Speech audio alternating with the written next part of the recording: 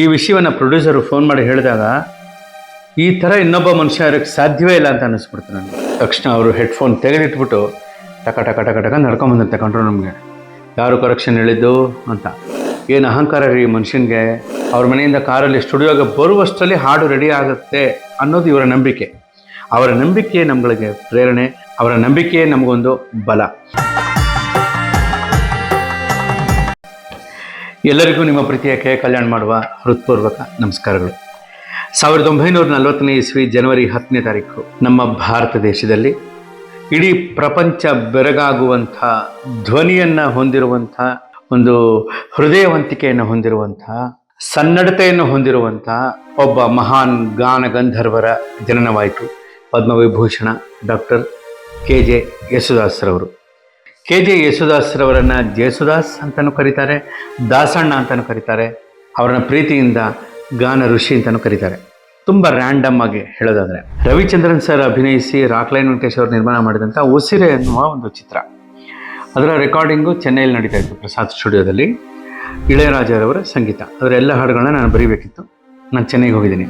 ಅಲ್ಲಿ ನಾನು ಇಳೆಯರಾಜ ಸರ್ ಕೂತ್ಕೊಂಡಿದ್ದೀವಿ. ಆ ಹಾಡಿನ ಬಗ್ಗೆ ಚರ್ಚೆ ಮಾಡಿಕೊಂಡು ಒಂದೊಂದೇ ಸಾಲುಗಳನ್ನ ಪೋಣಿಸೋ ಕೆಲಸ ಆಗ್ತಿದೆ. ಅಲ್ಲಿ ಹೇಗೆ ಅಂತಂದರೆ, ಅದೇನೋ ಗೊತ್ತಿಲ್ಲ, ಇಳೆಯರಾಜ ಸರ್ಗೆ ಒಂದು ನಂಬಿಕೆ. ಹಾಡು ಬರೆಯೋ ಕೂತಾಗಲೇ ಸಿಂಗರ್ಸ್ಗೆ ಕಾಲ್ ಮಾಡಿ ಕರೆಸ್ಬಿಡ್ತಾರೆ ಹಾಡ್ಸೋದಕ್ಕೆ. ಅಂದರೆ ಸಿಂಗರ್ಸು ಅವ್ರ ಮನೆಯಿಂದ ಕಾರಲ್ಲಿ ಸ್ಟುಡಿಯೋಗೆ ಬರುವಷ್ಟರಲ್ಲಿ ಹಾಡು ರೆಡಿ ಆಗುತ್ತೆ ಅನ್ನೋದು ಇವರ ನಂಬಿಕೆ. ಅವರ ನಂಬಿಕೆಯೇ ನಮ್ಗಳಿಗೆ ಪ್ರೇರಣೆ, ಅವರ ನಂಬಿಕೆಯೇ ನಮಗೊಂದು ಬಲ. ಬರೀಕ್ ಇನ್ನೂ ಆಗ ಸ್ಟಾರ್ಟ್ ಮಾಡಿದ್ದೀವಿ. ಅದೇನೋ ಒಂದು 20 ಮಿನಿಟ್ಸ್, ಒಂದು ಅರ್ಧ ಪಲ್ಲವಿ, ಒಂದು ಇನ್ನೇನು ಆರಂಭದ ಚರಣಗಳ ಒಂದೆರಡು ಲೈನ್ ಬರೆಯೋಷ್ಟರಲ್ಲಿ ಜೇಸುದಾಸ್ ಅವರು ಬಂದರು. ಆ ಕಂಪೋಸಿಂಗ್ ರೂಮ್ ಒಳಗಡೆ ಬಂದರು. ಅಲ್ಲಿ ಹೇಗಿತ್ತಂದರೆ, ಎರಡು ಅದ್ಭುತ ಹಂಸ ಪಕ್ಷಿಗಳು, ಬಿಳಿ ಪಂಚೆ ಬಿಳಿ ಶರ್ಟಲ್ಲಿ ಇಳೆಯರಾಜ್ ಅವರು ಯಾವಾಗಲೂ ಇರ್ತಾರೆ. ಅವರು ಕೂಡ ಬಿಳಿ ಪಂಚೆ ಬಿಳಿ ಶರ್ಟ್ನಲ್ಲಿ ಹಿಂಗೆ ಡೋರ್ ಹಿಂಗೆ ಓಪನ್ ಮಾಡ್ಕೊಂಡು, ಅಲ್ಲಿ ಹೇಗಿದೆ ಅಂದರೆ ಚಿಲಕಗಳು ಇಲ್ಲದೆ ಇರುವಂಥ ಡೋರ್ಗಳು ನಿಮಗೆಲ್ಲ ಗೊತ್ತಿರುತ್ತೆ. ಒಂದು ಗೋಡೆ ಥರನೇ ಇರುತ್ತೆ. ಅದು ಯಾವುದೋ ಒಂದು ಪರ್ಟಿಕ್ಯುಲರ್ ಜಾಗನ ಹಿಂಗೆ ಪುಷ್ ಮಾಡಿದ್ರೆ ಮಾತ್ರ ಡೋರ್ ಓಪನ್ ಆಗುತ್ತೆ. ಅದು ಅವ್ರ ಕಂಪೋಸಿಂಗ್ ರೂಮ್ನ ಒಂದು ವೈಯಕ್ತಿಕತೆ ಮತ್ತು ಒಂದು ಖಾಸಗಿ ವ್ಯವಸ್ಥೆ. ಆ ಡೋರ್ ಹಿಂಗೆ ಓಪನ್ ಆಗಿ ಜೇಸುದಾಸ್ ಅವರು ಒಳಗಡೆ ಹಿಂಗೆ ಬಂದರು. ಅಲ್ಲಿ ಇಳೆಯರಾಜ್ ಅವರು ನಾನು ಕೂತಿದ್ದೀವಿ. ಬಂದಿದ್ದ ತಕ್ಷಣ ಚಂಗತೆ ಎದ್ದು ನಿಂತ್ಕೊಂಡ್ರು ಇಳೆಯರಾಜ್ ಅವರು. ಅಣ್ಣ ಹೇಗಿದ್ದೀರಾ ಅಂದರು. ತಕ್ಷಣ ಜೇಸುದಾಸ್ ಅವರು ಕಣ ಹೇಗಿದೆಯಾ ಅಂತ ಇಬ್ಬರು ಹಗ್ ಮಾಡಿಕೊಂಡ್ರು.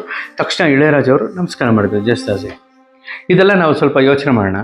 ಇಬ್ಬರು ಮಹಾನ್ ದಿಗ್ಗಜರು ಪರಸ್ಪರ ಒಂದು 50ಕ್ಕೂ ಹೆಚ್ಚು ವರ್ಷ, 55ಕ್ಕೂ ಹೆಚ್ಚು ವರ್ಷಗಳಿಂದ ಸತತ ಒಡನಾಟದಲ್ಲಿ ಇದ್ದುಕೊಂಡು ಒಂದೇ ಸಂಗೀತ ಕ್ಷೇತ್ರದಲ್ಲಿ ಇಬ್ಬರೂ ಒಂದು ದೊಡ್ಡ ಜೀನಿಯಸ್ಗಳಾಗಿ ಬೆಳೆದ ಮೇಲೂ ಒಬ್ರಿಗೊಬ್ಬರು ಗೌರವಗಳನ್ನು ಕೊಟ್ಕೊಳ್ಳುವಂಥ ಪರಿ ಎಷ್ಟು ಚೆನ್ನಾಗಿರುತ್ತೆ. ಜೊತೆಗೆ ಒಂದು ಪ್ರೀತಿ. ಇವರು ಅಣ್ಣ ಅಂದರೆ ಅವರು ಕಣ್ಣ ಅಂತಾರೆ. ಅದು ತಮಿಳು ಭಾಷೆಯಲ್ಲಿ ಕಣ್ಣ ಅಂತ ಕರೆದ್ರೆ ಕಂದ ಅಂತ ಕರೆದ ಹಾಗೆ ಅವರು ಬಂದು ಇವ್ರಿಗೆ ಮಾತಾಡಿಸಿ, ಇವ್ರು ಬಂದು ಅವ್ರನ್ನ ಮಾತಾಡಿಸಿ, ಇಬ್ಬರು ಹಗ್ ಮಾಡಿ, ಏನೋ ಬಹುಶಃ ನನಗನ್ಸುತ್ತೆ ಒಂದು 2-3 ತಿಂಗಳು ಮೀಟೇ ಆಗಿರಲಿಲ್ವೇನೋ ಅವರು ಅನ್ನೋ ಥರ. ಎಷ್ಟು ಚೆನ್ನಾಗಿತ್ತು ಅಂದರೆ ನನಗೆ ತುಂಬ ಕಣ್ಣು ತುಂಬಿಕೊಂಡೆ ನಾನು. ತಕ್ಷಣ ಸರ್ಗೆ, ಸರ್ ನೀವು ಮಾತಾಡಿ, ಹೊರಗಡೆ ಕೂತಿರ್ತೀನಿ. ಬೇಡ ಬೇಡ ನೀನು ಕೂತ್ಕೋ ಅಂತ ಹೇಳಿ ನಾನು ಅಲ್ಲೇ ಕೂರಿಸ್ಕೊಂಡು ಅವರಿಬ್ಬರು ಸುಮಾರು ಹೊತ್ತು ಮಾತಾಡಿದ್ರು. ಒಂದು 20 ನಿಮಿಷ ಮಾತಾಡಿದರು. ಏನು ಮಾತಾಡಿರ್ಬೋದು? ಕಂಪ್ಲೀಟ್ ಆಧ್ಯಾತ್ಮ, ದೇವರು, ವ್ಯವಸ್ಥೆ, ನಮ್ಮ ಈ ಕಾಸ್ಮಿಕ್ ಎನರ್ಜೀಸು, ಅದು ಇದು ಎಲ್ಲ ಮಾತಾಡಿದ್ರು. ಅದನ್ನು ಕೇಳಿ ಕಿವಿಗಳು ಎಷ್ಟು ಪಾವನ ಆಗುತ್ತೆ ಅಂದರೆ, ಅದೆಲ್ಲ ಆಯಿತು.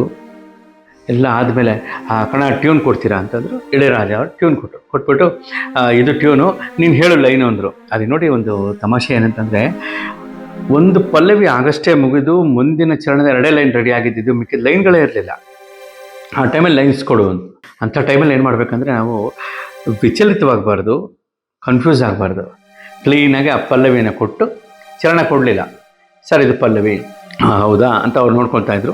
ಸರ್ ಮಿಕ್ಕಿದ ಲೈನು ಬರೆದುಬಿಟ್ಟು ಕೊಡ್ತೀನಿ, ಅದಾಮೇಲೆ ಕೊಡು ಅಂದರು. ತಕ್ಷಣ ಆ ಪಲ್ಲವಿನ ಅವ್ರು ಕಲಿಯುವಷ್ಟರಲ್ಲಿ ಅಲ್ಲಲ್ಲೇ ಬರೆದು ಒಂದು ಅರ್ಧ ಮುಕ್ಕಾಲು ಗಂಟೆಯಲ್ಲಿ ಹಾಡು ಕಂಪ್ಲೀಟ್ ಆಯಿತು. ಆ ಹಾಡನ್ನು ಅವ್ರು ಕೊಟ್ಟಿದ್ದು.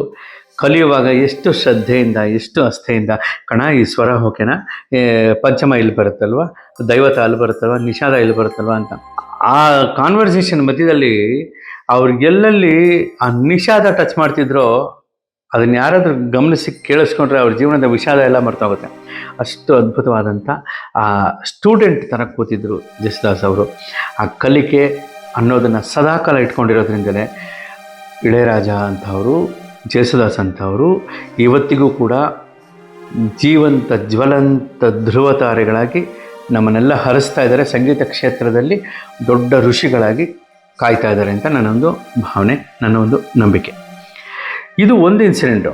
ಮತ್ತೊಂದು ಇನ್ಸಿಡೆಂಟು, ಈ ಅಲ್ಲಿನ ಮ್ಯೂಸಿಷಿಯನ್ಸ್ ಜೊತೆ ಮಾತಾಡ್ತಿರುವಾಗ ನಾನು ಇದನ್ನು ಪ್ರಸ್ತಾಪ ಮಾಡಿದೆ. ನಾನು ರಾಜಾ ಸರ್ ಕೂತಿದ್ವಿ.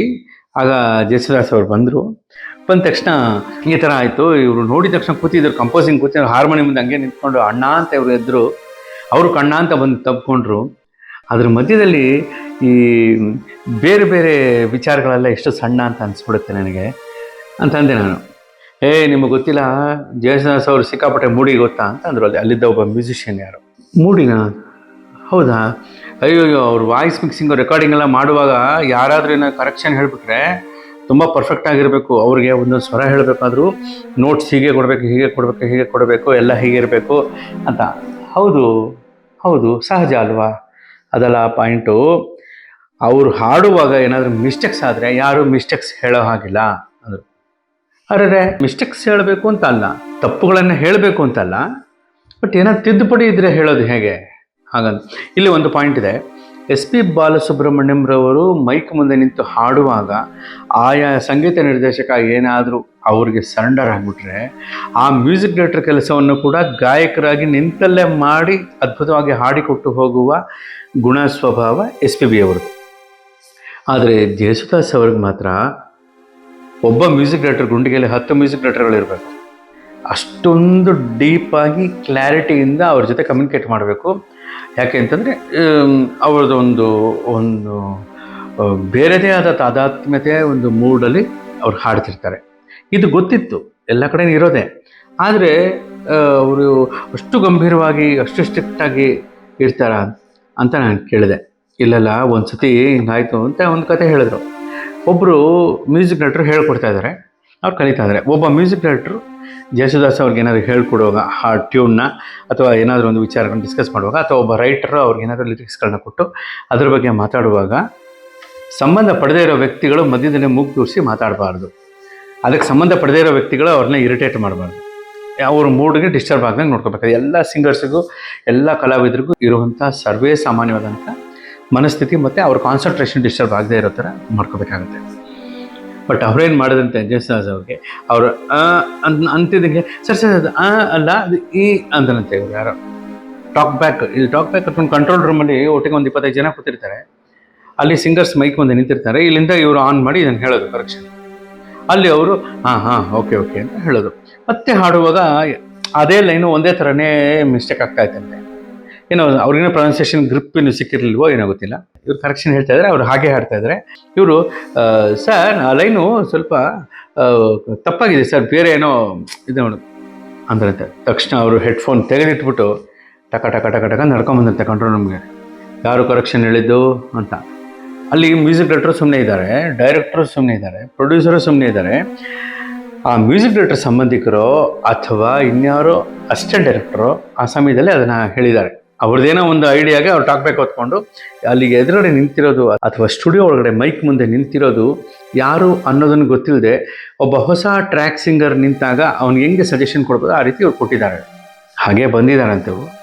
ಬಂದುಬಿಟ್ಟು ಯಾರಪ್ಪ ಹೇಳಿದ್ದು, ಸಿ ಮಿಸ್ಟರ್, ನಾನು ಸರಿಯಾಗಿ ಹಾಡೋವರೆಗೂ ಕೂಡ ತಪ್ಪಾಗಿ ಹಾಡೋ ಅಧಿಕಾರ ನನಗಿದೆ. ಸರಿಯಾಗಿ ಹಾಡೋವರೆಗೂ ಕೂಡ ತಪ್ಪಾಗಿ ನಾನು ಹಾಡಬಹುದು ಅಂದ್ರಂತೆ. ಅಲ್ಲಿ ಇದ್ದವರೆಲ್ಲ ಕೆಲವರು ಗಾಬರಿ ಆಗಿದ್ದಾರೆ, ಕೆಲವರು ಕನ್ಫ್ಯೂಸ್ ಆಗಿಬಿಟ್ಟಿದ್ದಾರೆ. ಏನಿದು ಸರಿಯಾಗಿ ಹಾಡೋವರೆಗೂ ತಪ್ಪಾಗಿ ಹಾಡ್ಬೋದು ಅಂತಂದರೆ ಇದೇನಿದು ಅಂತ ಎಲ್ಲ ಸೀರಿಯಸ್ ಆಗಿದ್ರಂತೆ. 2 ಸೆಕೆಂಡು ಅಲ್ಲಿದ್ದವರು ಒಬ್ಬ ಹೇಳಿದಂತೆ, ಏನು ಅಹಂಕಾರ ರೀ ಮನುಷ್ಯನಿಗೆ ಅಂತ ಪಿಸ್ಬಿಟ್ಕೋತಾ ಇದ್ದಾರೆ ಒಬ್ಬರು. ಏನ್ರಿ ಇಷ್ಟೊಂದು ದಿಮಾಕ್ ಮನುಷ್ಯನಿಗೆ ಅಂತ. ಹಿಂಗೆ ಕೆಲವರು ಅಯ್ಯೋ ಏನಪ್ಪ ಇದು, ಮತ್ತೆ ಇವ್ರು ಹಾಡ್ತಾರ ಮಧ್ಯದಲ್ಲಿ ಹಂಗೆ ಹೋಗ್ಬಿಡ್ತಾರ, ಅಥವಾ ಅರ್ಧ ಹಾಡಿಗೆ ಬಿಟ್ಟು ಅವ್ರು ಕೋಪಿಸ್ಕೊಂಡು ಹೊರಟುಬಿಡ್ತಾರ, ಎಲ್ಲ ಮಾತಾಡ್ತಾ ಇದ್ರಂತೆ.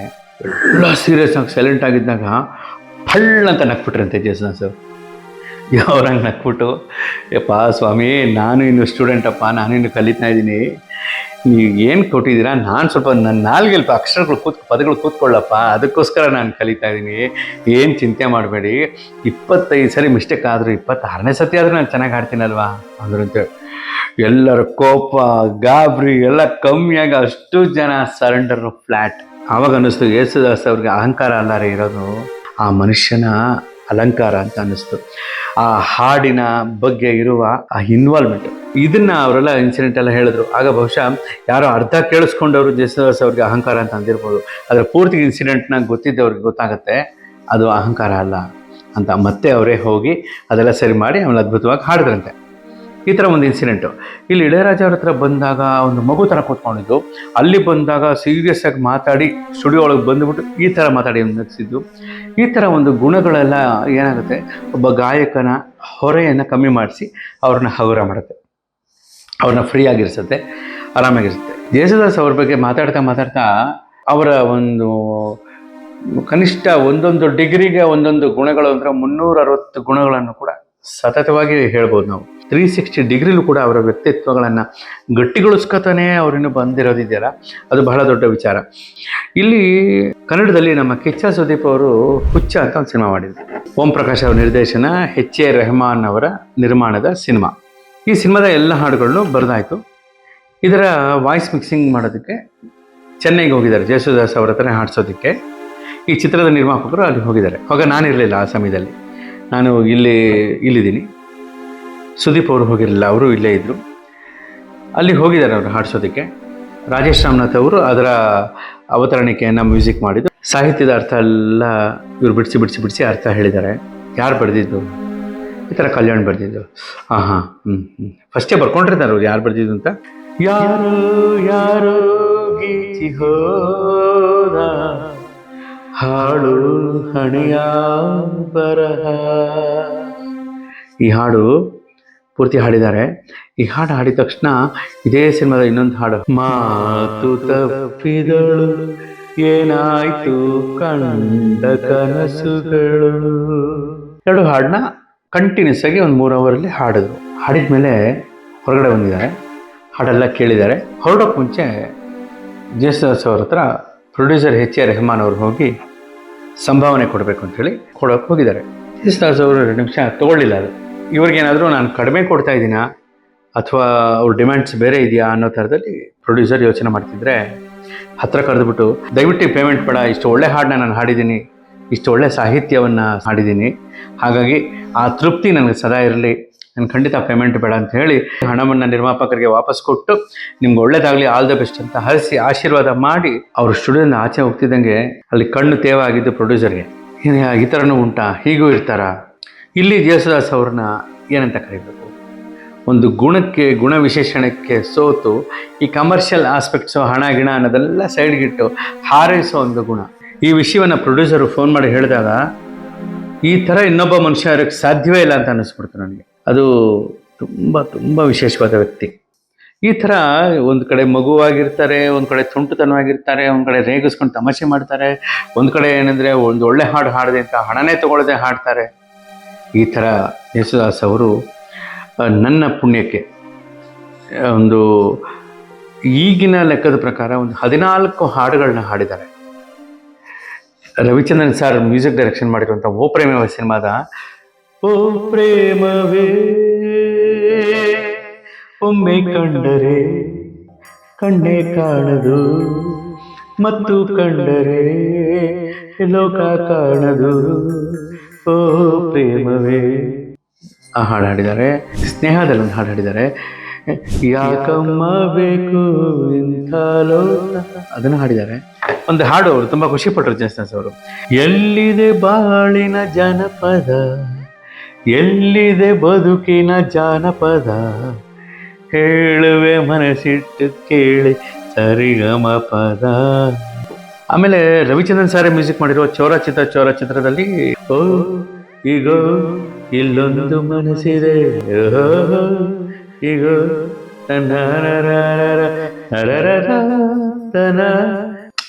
ಅವರು ಹಾಡುವಾಗ ಆ ಒಂದು ಸ್ಪೆಷಲ್ ಯೂತ್ನೆಸ್, ಅದನ್ನು ಉಸಿರಿ ಅನ್ನೋ ಚಿತ್ರದಲ್ಲಿ ಒಂದು ಹಾಡು. ಈಗ ನೋಡಿ, ಇಳೆಯರಾಜ ಅವರಿಗೆ ಜೇಸುದಾಸ್ ಹಾಡಬೇಕಾದ್ರೆ ಅದರ ಫೀಲ್ ಬೇರೆ ಇರುತ್ತೆ. ಪ್ರೀತಿಸುವೆ ಪ್ರೀತಿಯ ಜೀವವಿದು, ಚಂದ್ರಿನಿ ಚಂದ ಚಂದ ಹೆಸರೇ ಚಂದಕ್ಕೂ ಚಂದ. ಈ ಮಧ್ಯದಲ್ಲಿ ಒಂದು ಸಿನಿಮಾ ಬಂತು, ಸೊಗಸುಗಾರ ಅಂತ. ಕನಸುಗಾರ ಚಿತ್ರದ ನಿರ್ದೇಶಕರೇ ಮಾಡಿದಂಥ ಚಿತ್ರ ಸೊಗಸುಗಾರ ಅಂತ ಒಂದು ಸಿನಿಮಾ. ಅದರಲ್ಲೂ ರಾಜೇಶ್ ರಾಮತ್ ಅವ್ರ ಸಂಗೀತ, ಅದರಲ್ಲಿ ಎಲ್ಲ ಹಾಡುಗಳನ್ನು ಬರೆದೆ. ಅದರಲ್ಲಿ ಜೇಸುದಾಸ್ ಅವರು ಒಂದು ಸಾಂಗ್ ಹಾಡಿದ್ರು. ಅದು ಸಿನಿಮಾ ಹಿಟ್ ಆಗಲಿಲ್ಲ, ಜನಕ್ಕೆ ತಲುಪಲೇ ಇಲ್ಲ. ಬಟ್ ಈ ಹಾಡು ಗೊತ್ತಿಲ್ಲದೆ, ಸಂಧಿ ಗೊತ್ತಿಲ್ಲಲ್ಲ, ಈ ಹಾಡು ಕೇಳಿಸೋಕೆ ಶುರು ಆಗೋಯ್ತು. ಚಂದಿರನಿಲ್ಲದ ಬಾನಿನಲ್ಲಿ ಬೆಳದಿಂಗಳ ಹುಡುಕುವ ಒಬ್ಬ ಕುರುಡನು ನಾನಿಲ್ಲಿ ಅಂತ ಒಬ್ಬ ತಂದೆ ಪಾತ್ರಧಾರಿ ಹಾಡುವಂತ ಹಾಡು ತನ್ನ ಮಗಳ ವಿಚಾರದಲ್ಲಿ. ಇದಾದ್ಮೇಲೆ ಸರ್ದಾರ ಅನ್ನುವ ನಮ್ಮ ದರ್ಶನ್ ಸರ್ ಸಿನಿಮಾದಲ್ಲಿ 2 ಹಾಡುಗಳನ್ನ ಬರೆದೆ. ಕಾಣದ ಬ್ರಹ್ಮನ ಅಂತ ಒಂದು ಹಾಡು ಆರಂಭ ಆಗುತ್ತೆ, ಕಾಣದ ಕೈಯಲ್ಲಿ ಅಂತ ಮತ್ತೊಂದು ಹಾಡು ಆರಂಭ ಆಗುತ್ತೆ. ಇದರಲ್ಲಿ ನಮ್ಮ ಕಾಣದೆ ನಡೆಯುವಂಥ ವಿಧಿಯ ಆಟಗಳ ಬಗ್ಗೆ, ಕಾಣದೆ ನಡೆಯುವಂಥ ವಿಧಿಯ ಸಂಚಿನ ಬಗ್ಗೆ ತುಂಬ ಸೂಕ್ಷ್ಮವಾಗಿ ಸರಳವಾಗಿ ಹೇಳುವಂಥ ಒಂದು ಪ್ರಯತ್ನ ಈ ಹಾಡಲ್ಲಿ. ಈ ಹಾಡು ದರ್ಶನ್ ಸರ್ಗೆ ತುಂಬ ಇಷ್ಟ, ಬಹಳ ಬಹಳ ಇಷ್ಟ ಅವ್ರಿಗೆ. ಇದೆಲ್ಲ ಚಿತ್ರ ಸಂಗೀತದ ಒಂದು ಪ್ರಕ್ರಿಯೆ, ಚಿತ್ರ ಸಂಗೀತದ ಒಂದು ಆಯಾಮ. ಆದರೆ ಇದರ ಮುಂದುವರಿದ ಭಾಗ ಮುಂದೆ ಇದೆ. ನಿಮಗೆ ಈ ವಿಷಯ ಇಷ್ಟ ಆಗಿದರೆ ದಯವಿಟ್ಟು ನಿಮಗೆ ಈ ಪ್ರೀತಿಯ ಪ್ರೇಮ ಕವಿ ಕೆ ಕಲ್ಯಾಣ್ ಯೂಟ್ಯೂಬ್ ಚಾನಲನ್ನು ಸಬ್ಸ್ಕ್ರೈಬ್ ಆಗಿ, ಲೈಕ್ ಮಾಡಿ, ಶೇರ್ ಮಾಡಿ, ಬೆಲ್ ಬಟನ್ ಒತ್ತಿ. ನಿಮ್ಮ ಅಭಿಪ್ರಾಯ ಅನಿಸಿಕೆಗಳನ್ನು ಕೆಳಗಡೆ ಕಾಮೆಂಟ್ ಬಾಕ್ಸಲ್ಲಿ ಬರೆಯಿರಿ. ಸದಾಕಾಲ ನಿಮ್ಮ ಆಶೀಸ್ಸುಗಳು ನಮ್ಮ ತಲೆ ಮೇಲೆ. ನಮಸ್ಕಾರ.